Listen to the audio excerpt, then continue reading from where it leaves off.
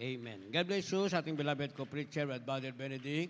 Tayo po muna ay manalangin. Taas natin ating mga kamay. Opo, dakilat mapagpala ang banal Diyos na makapangyarihan sa lahat. Aming pinakamamahal na Panginoong Hesus sa pangunang panalangin po ng aming ginagalma Pastor and Time Prophet, Lord God, maraming salamat po sa paglangis mo sa bawat bahagi na imbalagawa ay natapos na tigit. Sa patuloy yung pagkilo sa aming kalgitnaan at bagong lahat, kami po ay nagpakumbaba, lalo abang lingkod, sa amin po nagawang pagkukulang, pagkakamali, pagkasala, kabagan makamit, patawarin, lubos-labis kami nagsisi, at sa aking mga labi, Lord God, ikaw po maglagay, makataga dapat bigkasin, ikaw akin naasahan, bukas ang pangunawa, kaisipan ng bawat na pagkinig at patuloy mga kaming samahan ng iyong kapangyarihan sa pangalan ni Jesus, and we bind the power of darkness and beliefs and doubt, Satan cast out, be bound into hell, and be there forever in the name of our dearest Jesus, I pray.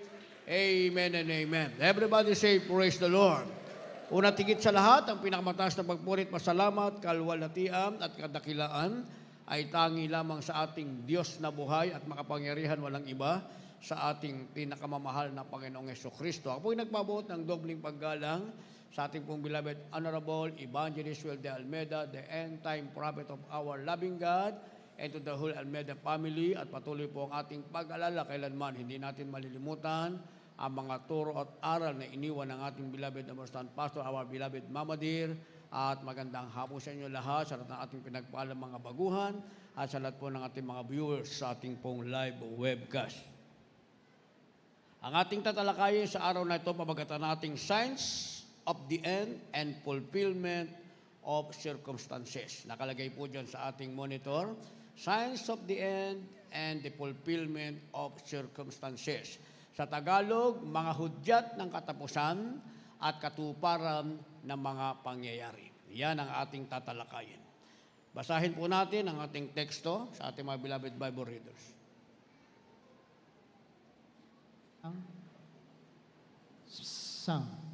Dito po sa Mateo 24 talatay 2, ganito po ang pagkasulat. Datapwat sa sumagot at sa kanay sinabi, hindi baga ninyo nakikita ang lahat ng bagay na ito? Katotohanan sinasabi ko sa inyo, dito'y walang maiiwan isang bato sa ibabaw na ibang bato na hindi ibabagsak. Amen. Palakpakan po natin ng malakas na palakpak ang ating pinakamalapit sa Kristo. Lahat magsabi ng praise the Lord. Alam naman natin, mga minamahal, maging ng buong bansa, kung ano ang nangyayari ngayon. Mga minamahal, sa pagitan ng Russia at saka Ukraine. At ang mga kapanalig na bansa nito, mga minamahal. Kaya nga, dahil ang Russia ay halos wala siyang kakamping bansa, mga minamahal, ang sabi niya, gagamitin niya yung kanyang last weapon, yan yung nuclear weapon, mga minamahal.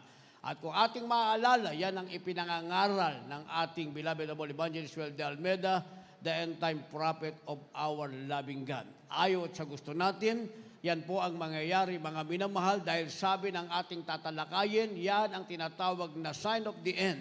Yan ang hudyat ng wakas, mga minamahal, at ang katuparan ng mga pangyayari. Kaya sa panahon pa lamang ng ating mahal na Panginoon, ipinakita niya sa kanyang mga alagad, mga minamahal, ang malalaking gusali. Ang sabi ng ating mahal na Panginoon, dito'y walang maiiwang bato sa ibabaw ng ibang bato na hindi babagsak. Nang ibig sabihin, mga minamahal, anuman ang meron sa daigdig na ito ay magwawakas at totoong mangyayari at magkakaroon ng katuparan dahil nakasulat sa banal na kasulatan. Ang kahirapan ay magaganap at yan ay mararanasan pa natin, mga minamahal. At diyan makikita ang katapatan ng bawat Kristiyano kung sila'y bibitaw sa pananampalataya o tatanggapin na lamang nila ang alok ng kaaway ng Diyos na sinasabing tatak ng 666 para maginhawa ang kanilang buhay. At sa darating na Martes, muling tataas ang gasolina. Ang napakinggan ko kaninang umaga, 5 piso per liter ang itataas. Actually, mga minamahal, sa Palawan, mga minamahal, ang gasolina doon ay nasa 80 pesos or 100 pesos per liter, mga minamahal. Di ba? Yan ay hudyat ng kahirapan, mga minamahal. Yan ay tinatawag na signs of the end, sinasabing fulfillment of circumstances, mangyayari at mangyayari. Na sinasabi rin naman, hindi lamang sa ibabaw ng bato, ang bato ay babagsak at walang matitira. Gayon din naman, ang pananampalataya ng Kristiyanong hindi tapat maglingkod sa Diyos ay babagsak at walang matitira.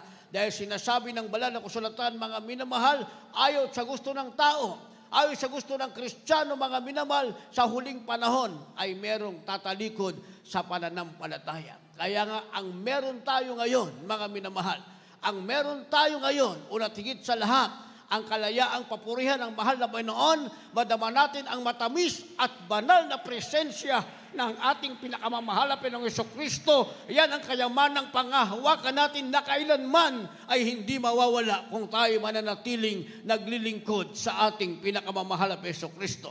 At sinasabing ang hudyat ng katapusan at katuparan ng mga pangyayari ay magaganap sapagkat ito na ang katotohanan na sinasabi ng ating mahal na Panginoon, ang iububuhos niya, hindi na ang pag-ibig ng Diyos. Hindi na ang biyaya ng Diyos, mga minamahal, kundi ang galit ng Diyos sa masamang sanlibutan ito at mga nananahan na masamang taong ayong maglingkod at tumalikod sa ating pinakamamahal na Jesucristo. Basahin natin. Dito po sa aklat ni Sifanias, Kapitulo 1, ang talatay 2 at 3. Aking lubos na lilipulin ang lahat ng bagay sa ibabaw ng lupa, sabi ng Panginoon. Aking lilipulin ang tao at ang hayop, aking lilipulin ang mga ibon sa himpapawid at ang mga isda sa dagat at ang mga katitisuran na kasama ng mga masama at aking ihiwalay ang tao sa ibabaw ng lupa, sabi ng Panginoon.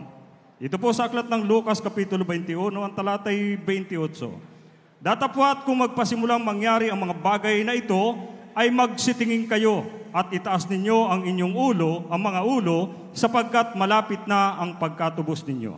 Palakpakan natin ang ating pinakamahal na Panginoon. Lahat magsabi ng praise the Lord.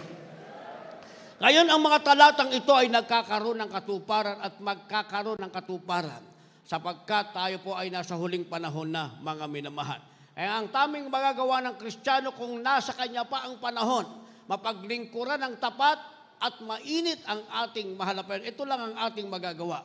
Dahil anuman ang meron sa daigdig, mga minamahal, wala nang pakinabang. Sabi pa nga ng mga pilosopo, mga minamahal, kung wala nang pagkain sa ibabaw ng lupa, sa ilalim ng dagat merong pagkain. Kung wala na raw pagkain sa ibabaw ng lupa, sa ilalim ng dagat ay mayroong pagkain, mga minamahal. Actually, kung inyong maaalala, meron tayong kapwa Pilipino, nakaimbento siya ng tubig, mga minamahal, na pwedeng gamitin para tumakbo ang mga sasakyan. At yon, mga minamahal, ay hindi tinangkilik sa ating sariling bansa. Ayon sa kwento, ito naman ay kwento, kung ito'y may katotohanan, mga minamahal, binibili ng dalawang makapangyarihang bansa, mga minamahal, siya at saka yung kanyang formula. Nang ibig sabihin, iiwanan niya ang bansang Pilipinas, mga minamahal, kung anong bansa na malalakas na bansa ang pipiliin niya sa dalawa, doon siya mananahan ng sagana. Pero ang sabi niya, hindi niya pinagbibili ang kanyang pagiging Pilipino. Kung gusto nilang bilhin yun yung formula na kanyang naimbento, mga minamahal. At sa ayon sa kwento, kung ito'y may katotohanan, isang bansa ang bumili nito, mga minamahal. At sila ay gumawa ng underground, mga minamahal, hindi sa ilalim ng lupa, kundi sa ilalim ng dagat. Dahil alam din nila na magkakaroon ng katapusan ng ibabaw ng lupa. Pero hanggang doon lang ang kanilang knowledge, mga minamahal, sa sinasabing the end of the world, ang alam nila ay meron pang ilalim ng dagat. Kaya gumawa sila ng tinatawag na underworld, mga minamahal, at yung formula nila kanilang gagamitin para makasupply ng kuryente, magamit nila ang kanilang mga machinery, mga minamahal, yung formula na tubig lamang ay magpapaanda ng machinery. Ang ibig sabihin, mabubuhay sila sa ilalim ng dagat, mga minamahal, at ang kanilang pagkain ay manggagaling sa ilalim ng dagat. Nabalitaan natin yan. Pero hindi natin alam, mga minamahal, kung merong katotohanan. Gayon pa man, kung ang tao ay aasa sa pagkain sa ilalim ng dagat, sabi ng ating nabasa sa Zephaniah chapter 1, verse 3, aking lilipunin ang tao at ang hayop at aking lilipunin ang mga ibon sa himpapawid. Sa makatuwid, mga minamahal, sa ibabaw ng lupa ay walang pakikinabangan. Ang tao ay lilipunin sa galit ng Diyos. Ang ibon sa himpapawid ay lilipunin ng Diyos. Ang mga hayop ay lilipunin ng Diyos. Ano naman ang gagawin niya sa ilalim ng dagat na merong isda at pagkain upang ang tao ay mabuhay at makasurvive ng ilang dekada, mga minamahal? Ang sabi rito, mga minamahal, at ang mga isda sa dagat at ang mga katitisuran na kasama ng mga masama, aking ihiwalay ang tao sa ibabaw ng lupa, sabi ng Panginoon. Lahat magsabi ng praise the Lord. Sa makatuwid, pati pala ang meron sa ilalim ng dagat ay lilipulin ng ating mahal na Panginoon. Pag sinabing lilipunin sa ilalim ng dagat, sa ibabaw ng lupa, sa himpapawid ay walang maiiwang anuman, maging tao o hayop o ibon o isda, lahat sila ay lilipulin ng ating mahal na Panginoon. Sabi, kasama ng masama at mga palalo sa ibabaw ng lupa ay lilipunin ng mahal na Panginoon. Kaya hindi pwedeng sabihin ng tao na siya'y matalino at meron siyang naimbento o meron siyang nabiling formula, mga minamahal, para siya mabuhay at maiwasan ang galit ng Diyos. Dahil ang totoong dapat nating paniwalaan ang sinasabi ng banal na kasulatan, pagdating ng huling hudyat at katuparan ng mga pangyayari, wala lang matitira pa sa ibabaw sa himpapawid at sa ilalim ng dagat, ang lahat ay lilipunin. Kaya sabi ng verse 2, aking lubos na lilipunin ang lahat ng bagay sa ibabaw ng lupa, sabi ng Panginoon. Palakpakan natin ang ating mahal na Panginoon. Kaya kung i-visualize natin, mga minamahal, may pakinabang ba ang daigdig na ito? Meron pa bang pakinabang? Walang pakinabang ang daigdig na ito, mga minamahal. Pero meron isang lugar na pakikinabangan. Yan ang langit na ipinangako ng ating pinakamamahal na Panginoong Jesucristo. Sa langit na pinangako ng Diyos, hindi ka kailangang maghanap buhay. Hindi mo kailangan, mga minamahal, magpatuloy yung pawis. Hindi ka maghihirap pa. Hindi ka matatakot sa karamdaman na wala kang katatakutan sapagkat ang lugar na langit na ipinangako ng ating mahal na Panginoon, ang iyong kailangan, Diyos ang magpaprovide, ang iyong kagalingan ay namananatili sa iyo. Sapagkat yan ay perpektong lugar, mga minamahal. Isang bagong lugar na nilaan ng ating mahal na Panginoon na natanging nakalaan para sa kanya matapat na mga tao, mga Kristiyano, karapat-dapat magmana ng buhay na wala hanggang. Kaya maraming pangarap ang tao sa daigdig na ito. Kagaya ngayon, nagluwag, mga minamahal, because of level 1, nagluwag.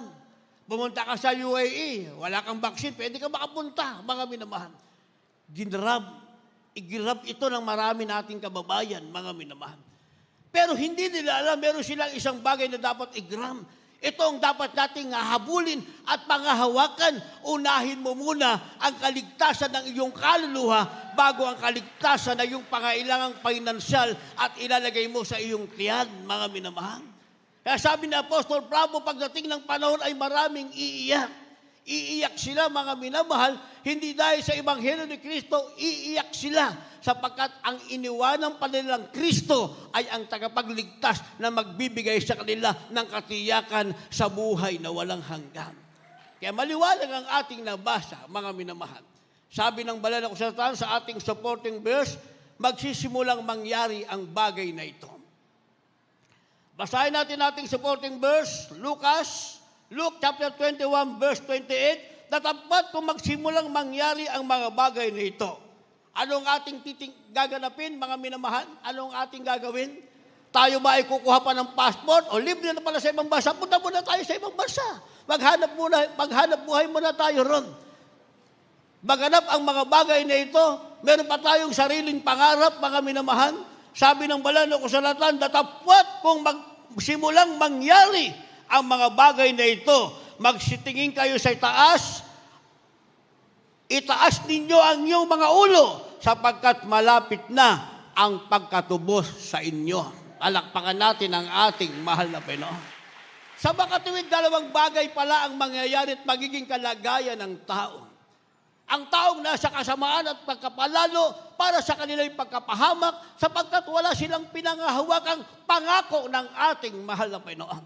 Subalit sa mga Kristiyano na kakilala sa Diyos at anuman ang mangyari, ang pinangahawakan ay ang pangako ng ating mahal na Panginoon ang para sa kanilang kaligtasan. Hindi sila maaabala, hindi sila matatakot, hindi sila manginginig sa takot, hindi sila mangangamba. Ang sabi, simple ang kanilang gagawin, itataas ang kanilang ulo, titingin sa langit at magkakaroon sa kanila ang katuparang kaligtasan ng ating pinakamamahal na Panginoong Jesucristo. Ay ngayon, palaging merong tinatawag mga minamahal na drill patungkol sa earthquake, yung earthquake drill, mga minamahal. Hindi ba? Alam natin, ginaganap sa ating sariling bansa. Kung ginaganap yan sa ibang bansa, ginaganap din naman sa ating sariling bansa. Anong kabilang sa earthquake drill, mga minamahal? Ang sabi, maghanda ka ng iyong pagkain nakalagay sa bag. Hindi ba? Maghanda ka ng mga gamot na madadala mo, ilagay mo sa iyong bag. Magdala ka ng tubig, magdala ka ng anong iyong madadala, ng damit na iyong madadala, dalhin mo yan. Ang tanong, mga minamahal, naihanda mo ng lahat. Puno na ang iyong bag, kaya mong bitbitin, nasa iyo na ang lahat ng iyong inihanda. Ang tanong, magagamit mo pa ba? Pag ang bato sa ibabaw ng bato ay bumagsak na, mga minamahal, at ibinuhos na ng Diyos ang kanyang galit, dumilim na ang paligid, bumiyak na ang lupa. Yung bang dala mong bag, mabibit-bit mo pa? Sasabihin mo ba sa asawa mo, sandali lang yung bag natin, bitbitin natin. Kahit ang anak mo, hindi mo mabibit-bit. Kahit ang asawa mo, hindi mo siya mahahawakan. Kahit ang sarili mo, hindi mo mahahawakan. Pagbiyak ng lupa, sabi ng ating nabasa, wala nang maiiwan pa sa daigdig na ito. Pagdilim ng paligid, wala nang maiiwan pa sa daigdig na ito. Pero sa mga Kristiyano, wala silang ihanda. Titingin sa langit, itataas ang mata, sasalubungin ang ating pinakamamahal na Panginoong Jesucristo. Iyon ang sinabi ng ating nabasa. Lucas 21, talatay 28, datapwat kung magsimulang mangyari ang mga bagay na ito, magsitingin kayo sa itaas, itaas ninyo yung mga ulo sapagkat malapit na ang pagkatubos sa inyo. Ito naman ang sinasabi mga minamahal na sign of the end and fulfillment of circumstances para sa mga Kristiyano. Hudyat ng huling sandali at katuparan ng pangyayari na magaganap na ang sinasabing tunay na pagdagit sa mga banal. Ang ibig sabihin, bago pa man tuluyang matapos ang daigdig na ito, hindi na mapapasama pa mga pinagpalang Kristiyano dahil sila ay mapapasama sa magmamana ng buhay na walang hanggan. Sabi ng banal na kasulatan, mga minamahal, ano ang magiging kalagayan ng masama at mabuti pagdating ng panahon na ito? Ngayon kasi hindi mo pa makikita ano ang pagkakaiba at kalagayan ng masama at mabuti. Minsan yung masama, pinagpala pa. Naniwala kayo ron? Yung masama, yung sinungaling, pinagpala pa ka eh. Naniwala ba kayo ron? Sigurado kayo? O kayo, may sabi niyan. Hindi ba? Yung mainit sa mahal na Panginoon, parang siya pa yung naapi. Parang ang kanyang kalagayan, abang-aba, yung mainit maglingkod sa Diyos. Makikita mo, pupunta siya dyan, tahimik lang siya. Wala nga pambili ng palamig doon, mga minamahal. Pero tignan mo naman, puspos ng Holy Spirit, mga minamahal.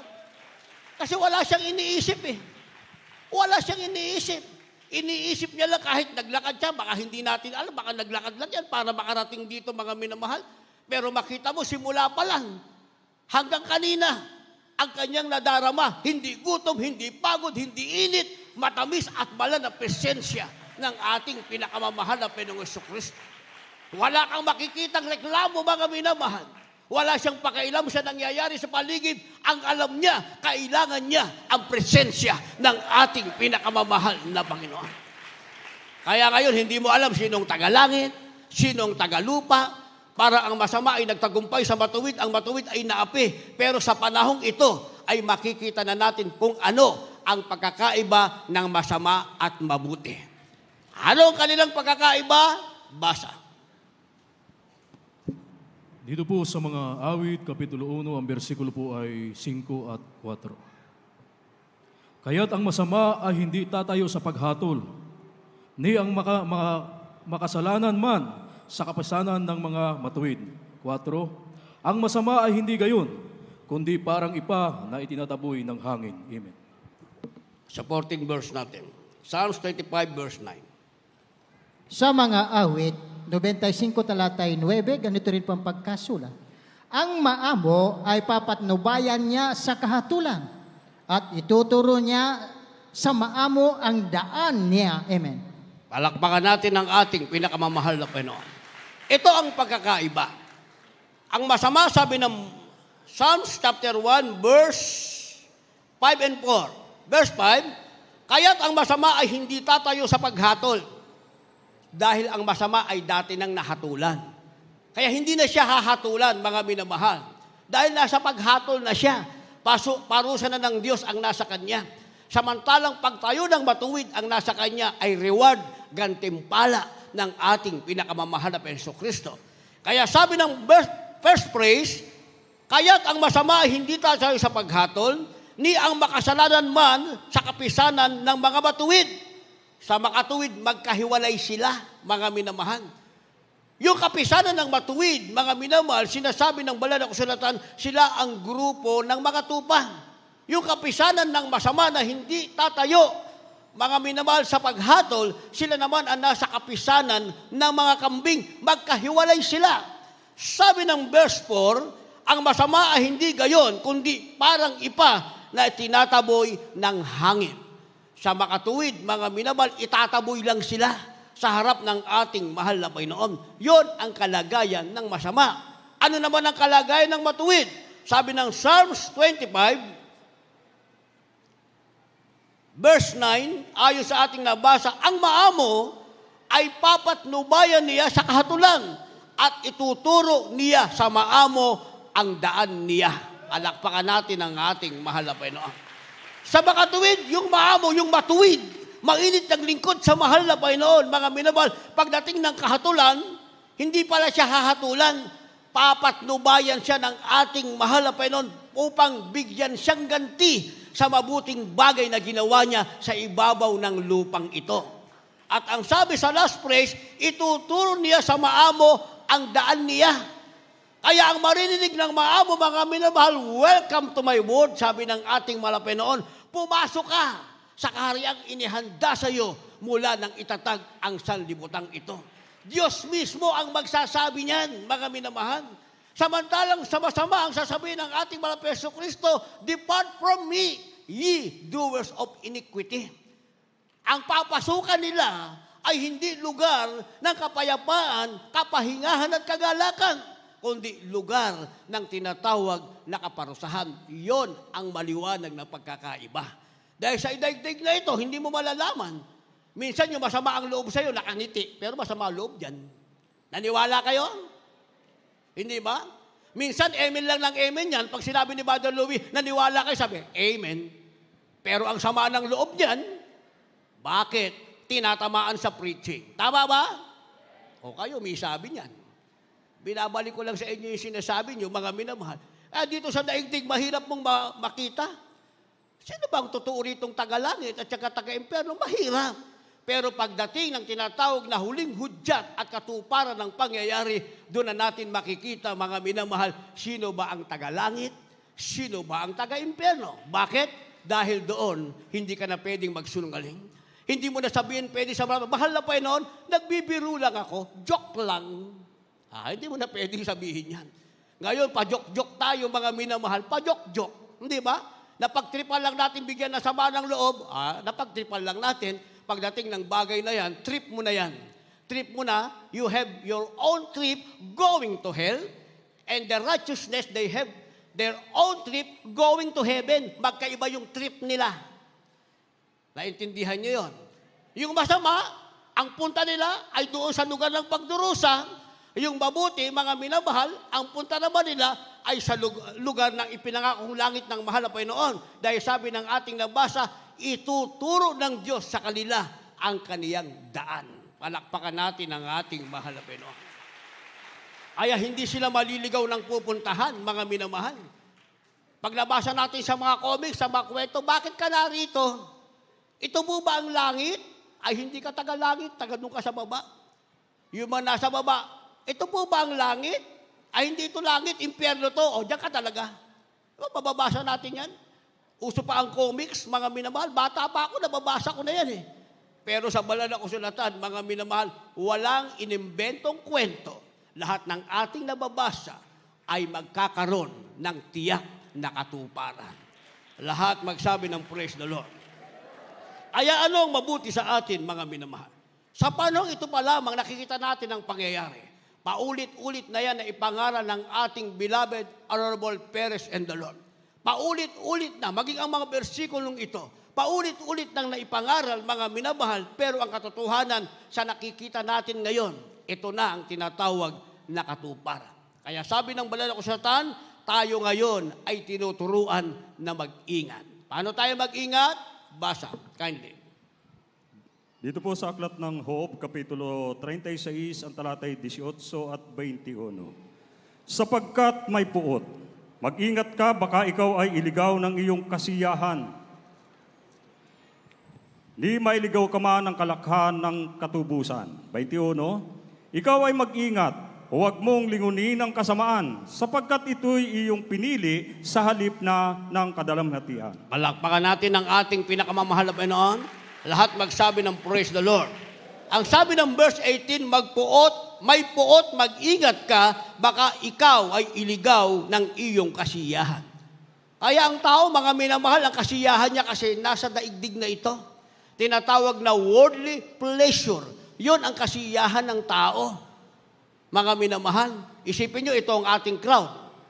Malaki ang ating crowd, ha? Ngayon, malaki ang ating crowd, mga minamahal. Lampas tayo sa 1,000, mga minamahal. Pero pumunta ka sa Boracay, mas malaki crowd doon. Naniwala kayo? Yun kasi ang balita, mga minamahal. Parang isang araw ata, nagkaroon ng 8,000 doon, nag-level 1, mga minamahal. 8,000 kagad ang nandun. Isipin mo, mabilis lang silang makarating doon. Pero ang problema niyan, mahirap naman makarating sa langit. Sa Kalayawan kasi mabilis ang trip, mga minamahal. In a twinkling of an eye, nandun ka na. Gusto ko rito, Kalayawan to, nandun ka na. Gagastusan mo talaga, mga minamahal. Pero papunta sa gawain ng mahal, parang napakahirap, ang bigat ng paa. Kaya sinasabi namin, kami ang nagsasabi, sa panguna ng ating mahal na magulang sa Panginoon, kayong lahat nararito, pinagpala kayo ng ating mahal na Panginoon. Bakit? Dahil binibitbit nyo ang inyong mga paa, papunta sa gawain ng ating pinakamamahal na Jesucristo. Isipin nyo, kanina pa tayong umaga hanggang ngayon, kahit doon sa amin, meron akong ibang fellowship na kapitbahay doon, mga minamahal. Mahaba ang kanilang service, tagi-1 oras. Tagi-1 oras. Mahaba ang service nila, tagi-1 oras. Pero yung discipline naman, grabe naman ang discipline. Sa loob ng kanilang sambahan, walang kumakain. Walang batang palakad-lakad. Kaya nga sinasabi namin sa inyo, disiplinahin nyo yung mga anak, mga minamahal. Sa kanila, walang movie ng Holy Spirit. Wala, mga minamahal. Pero ang discipline, grabe. Sa atin naman, grabe ang movie ng Holy Spirit. Pero minsan, marami rin unnecessary move na hindi naman kailangan. Turuan nyo yung mga anak, mga minamahal. Anak, pupunta na tayo sa bahay-sambahan. Kakatagpuin natin ang presensya ni Papa Jesus. Upo ka lang dyan, ha? Upo ka lang, tayo ka lang, huwag kang maglalaro. Nasabi nyo na ba sa anak nyo yan? Sabi nung mga anak nyo, nakaupo lang ako, Papa, Mama, ikaw naman tong lakad ka ng lakad. Binalik din sa inyo. Ano ba ginagawa mo, Papa, Mama, lakad ka ng lakad? Ako nga, nakaupo nga lang ako ron eh. Hindi ba? Ano sagot nyo? O, di wala kayong sagot.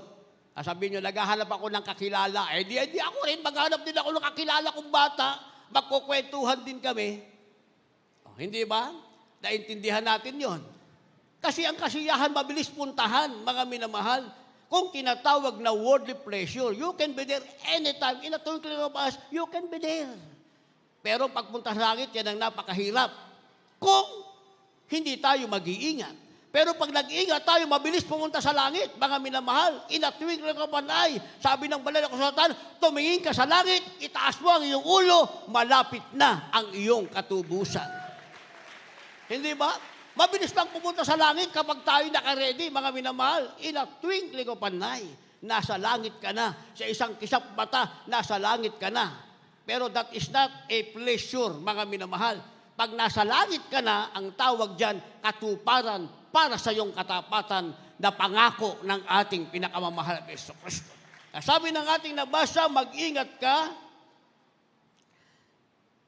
May puot, mag-ingat ka, baka iligaw ka ng iyong kasiyahan. Verse 21, mag-ingat ka, huwag mong lingunin ang kasamaan. Palakpakan natin ang ating mahal na Panginoon. Amen? Minsan kasi yan ang ating kahinaan, yan yung ating weaknesses, mga minamahal. Lumilingon tayo sa kasamaan. Pero wala tayong dapat lingunin. Pero meron tayong dapat tignan ahead of our step. Meron tayong dapat tignan, mga minamahal. Ano ang ating titignan? Isipin natin sa makipot na daan na ito. Sa unahan niyan, nandiyan, naghihintay ang ating pinakamamahal na Panginoong Kristo. Iyon ang ating titignan. Wala tayong lilingunin, mga minamahal. Jump tayo sa last verse natin. Last verse tayo. Pag nagawa natin na tayo mag-ingat, hindi tayo maliligaw sa kasiyahan ng sanlibutan, tayo ay mag-iingat, hindi tayo lilingon sa kasamaan.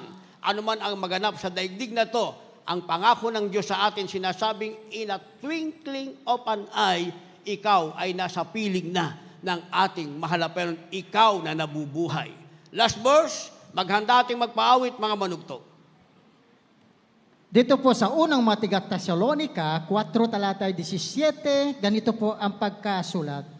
Kung magkagayon, tayo na nabubuhay na natitira, ay aagawin kasama nila sa mga alapap, upang salubungin ang Panginoon sa hangin, at sa ganito'y sa Panginoon tayo magpakailanman. Lahat tayo'y pumalakpak na masayang palakpak sa ating mahal na Panginoon.